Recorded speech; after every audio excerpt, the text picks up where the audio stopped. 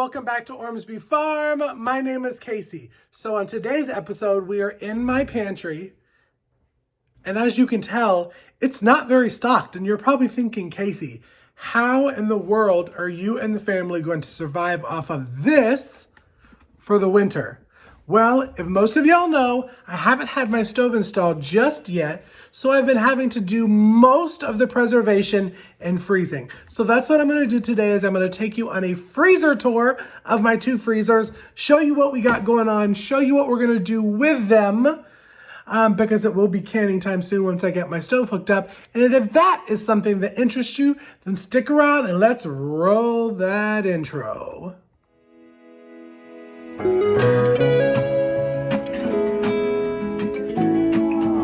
I'm coming home.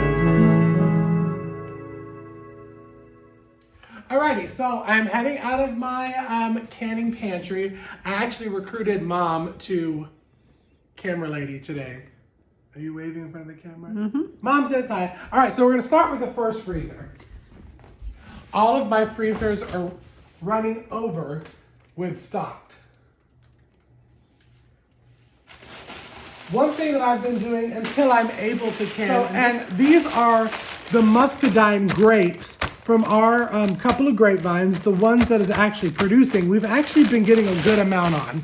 And what I'm doing with these is I'm just freezing them until I have my stove hooked up, and then I will be juicing them and I will be turning them into some jelly, possibly some wine, depending on the amount that we get.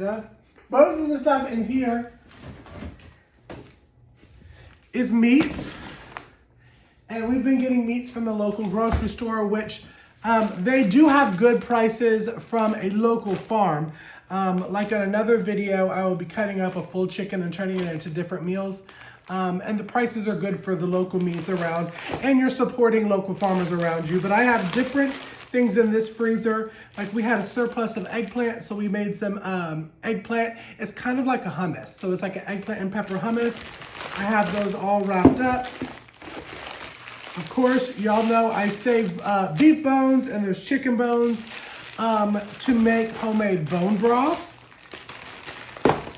And of course, what Mom doesn't know is once that stove is hooked up, it's gonna be like 4 days straight of canning because we have, well, this is some of the chicken bones, Mom, if you wanna show that right here. Some of the chicken bones to make the bone broth. But we will be probably canning for like 72 hours straight. Yeah? Other things that are in here, I learned Alicia over at Country Mama Musing. These are scrambled eggs, but they're scrambled duck eggs from Bland's Promised Land Ranch. When Monica came to visit with the kids, I was so grateful that she left me about 32 duck eggs. And so we have them in here just in case we need a quick meal for eggs. So that's another thing in here. Lots of meats and soups. One thing that we did a couple nights ago is we did, and I'm gonna pull this and everything will fall. Yep, that's how it works. Is we did some eggplant fries. And if you wanna see a video on the eggplant fries, leave a comment in the description box below. They were super easy. Yes, they're getting a lot of freezer burn, but hey, it's kind of what's gotta happen. But you dip them in some eggs and some bread flour, and it's really, really good. They're really good. You air fry them. But again, most of these are all meats in here. We have some absolutely fabulous roasts that Monica was very gracious and gave us about 5 roasts. And we have this here along with Bland's ground beef. So we're so excited. These are special occasions. I've told the family don't touch them until it's a special occasion. So that's in this one. A lot of meats, chickens. I have whole chickens, I have breasts. Again, we'll talk about that in another video. In here I have my shrimps, because sometimes I still like to be a little bit bougie and have some shrimps. And then this is one of our, now I do make my own bread. We're not going to judge because I don't have a stove right now to make bread. More of the eggplant fries. But this we have is one of the multiple bags of the tomatoes. Again, you would have seen this on another video. Is it really close or are you? Mom, have you been like up in my nostril the whole time, like close? No. Oop, here we go. No. So this is 125 ounces of frozen tomatoes that will be canned soon. Along with right here, this is when you would have seen on Instagram, I made some tomato sauce. I make tomato sauce instead of pasta and pizza sauce and can it. And then when I'm ready to use it, I turn it into the sauce that I want by seasonings. But that's pretty much this freezer. So now we're gonna move over to the larger freezer. So now we're at the next freezer. This was the chest freezer that we got that I was saying that I really wanted to keep this to veggies, frozen veggies and breads. And that's pretty much what we have done, but it is completely packed. Mom, if you want to actually show, I think this was a 7.5 cubic foot one, Mom. Do you remember what it was? I think so, yeah. And it's completely full, really, of tomatoes, which we'll go through. But these, same thing as what I do with the grapes. These are figs from our trees. I wait until they're a good ripened brown color. Even some a little bit tan or some that still have a little bit of green, I still use. And then when I get a good amount, I will bacon wrap some of these and I will use some of them to make some fig preserves. I save all of the cayenne peppers these way. One thing that I do with the cayenne peppers is I save them and I want to actually go ahead and make some hot sauces this year. But it will all come down to when I have my stove and am able to can. But if you want to see stuff on pepper sauces, leave a comment also because I will show some of those.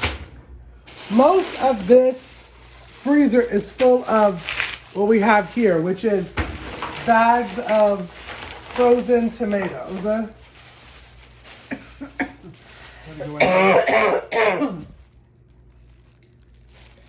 And basically all that I do when I'm ready to can this is you take it out, you put it in a tub, you let it defrost, and if you're skinning your tomatoes, then they come off like a breeze.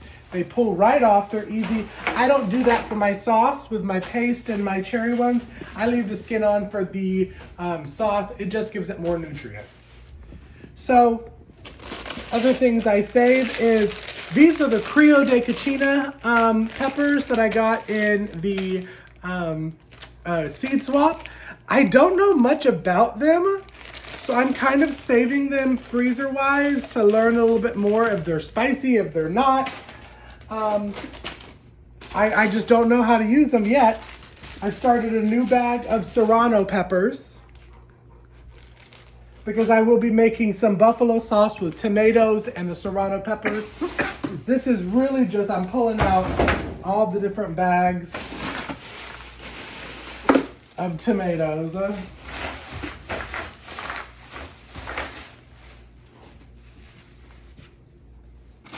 As I said, I've been having a lot of Serranos.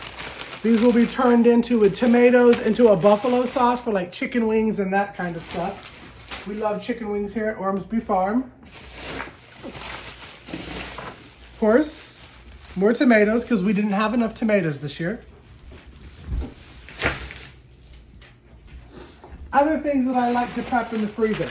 I do fajita onions and peppers. If you've watched us for a while, you know we love Mexican food. So this is really easy. They break away pretty easy, and then all you do is grab your handful of the peppers and the onions, throw it with your meat and seasoning, and you have a fajita dinner from food that you have grown. Right? So that was a big thing that I wanted to do.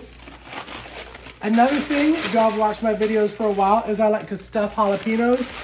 These are actually de-seeded, pitted, and sliced in half jalapenos that we grow here on the farm. And when I'm ready, I'll make the cream cheese and sausage mixture. We'll stuff them, and they're good in the air fryer.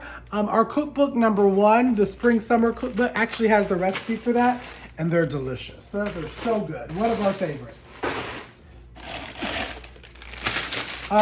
Again, I told you the Serranos have done really, really well. We'll have a lot of buffalo sauce this year. Another thing that we have, I tried this year for the first time, was the candy roaster squash. Now I saved it like this because I'd like to turn it into a candy roaster squash soup.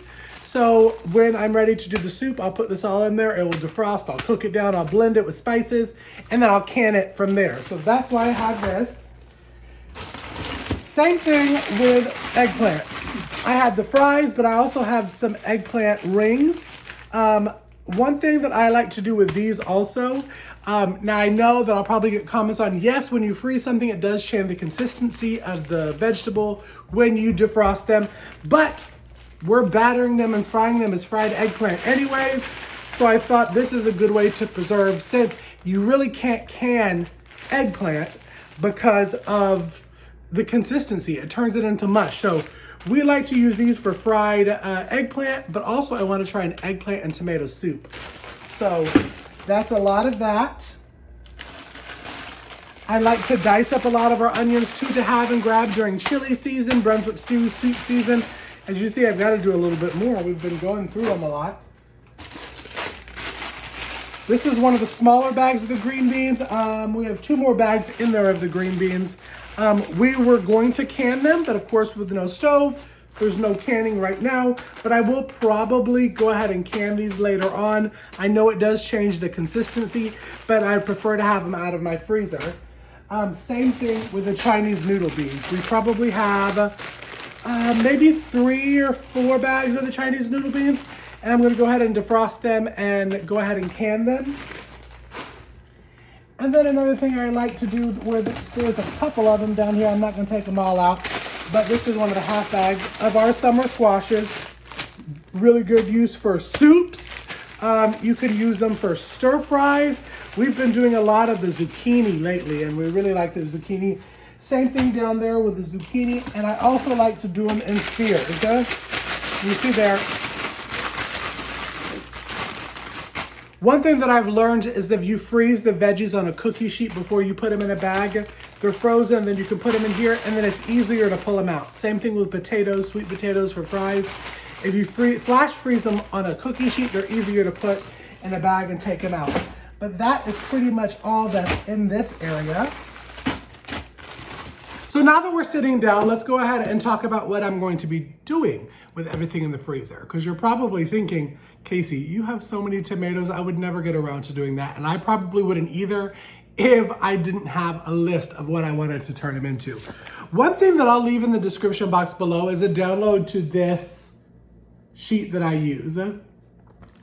It's basically a canning list, so you can tally up your canning supply or canned goods and know what you're gonna have throughout the canning season. Like just reading off of the top one, which is tomato stuff. Diced tomatoes, salsa, tomato sauce, tomato juice, Tabasco sauce, ketchup, barbecue, cocktail sauce, and buffalo sauce. All of those are tomato-based products. So when I start planning out, when my stove is hooked up, then I go ahead and start planning out how many of each I want. Then there's a space where you can actually write in how many you end up canning. So when you go through the winter months, you see, okay, I canned 20 quarts of diced tomatoes. Did we go through all of them?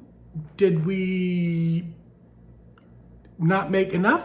This is a way to keep yourself organized for each canning season, so you know, okay, we only used 3 of the Tabasco sauces. We probably don't need to can another 8 quarter ounce or quarter cup, whatever it is, little jelly jars of the Tabasco sauce. So that is one thing that I'm doing to keep myself organized, because when the stove gets hooked up, it's gonna be like hitting the ground running, because there's a lot. I think it's 1, 2, 3, 4, 5, 6, 7, I think probably 8 grocery bags of frozen tomatoes right now that need to be processed. And our tomato plants are still producing. So it's not like it stops with these 8.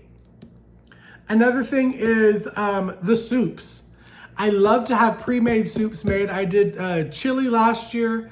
Mom did a 12 bean soup? Yeah. 12 bean soup that was canned. We also did a butternut squash soup that was canned.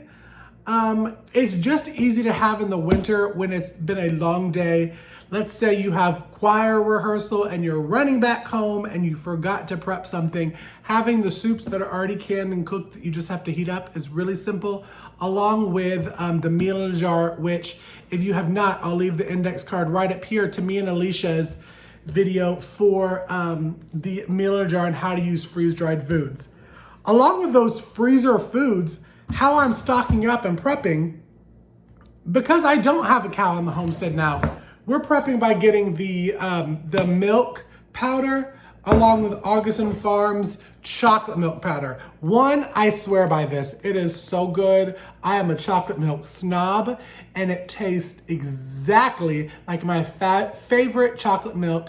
And I love having this because this is going to really save money throughout the next year for chocolate milk, and you can use it for hot chocolates. There are recipes always on the back of the Augustin Farm can, but you could use this for chocolate cookies, all different kind of stuff. The chocolate milk powder is great to have. Along with, for kids, we've tried this. This is called the Orange Delight. I at first thought this was orange juice powder. I was incorrect. It's more of a Kool-Aid kind of juice taste, but it's a healthier alternative than getting the juice boxes in the store. This powder can also be used, again, the recipes. I guess I could probably show you the recipes. I don't know if it will show up on the thing. Come on, zoom in. Okay, it's not gonna do it. But like on this one, it says an orange teriyaki pork. There is an orange cheesecake, Orange Delight cheesecake, and orange cream slushie, which during the hot summer months, you put this with some ice cream and some water, and you have kind of like an orange milkshake kind of thing. Great, also a great alternative to make this and put it in reusable juice boxes. Because again, less preservatives, healthier for your children than the like Capri Sun, Kool-Aid, all of that kind of stuff. So those are a couple things that I have to stock up over and prepare my canning pantry over here. So thank you so much for tuning into this video. By the next time we have this little meeting, I will have a full canning pantry that I will then walk you through. So I hope you come back and make sure to subscribe and hit the bell icon so you know when I put that video out. And go ahead and follow us on social media at Instagram and Facebook at Ormsby Farm. I post there every single day except Sunday. And until next video, be blessed. Thanks for stopping by. I'm coming home.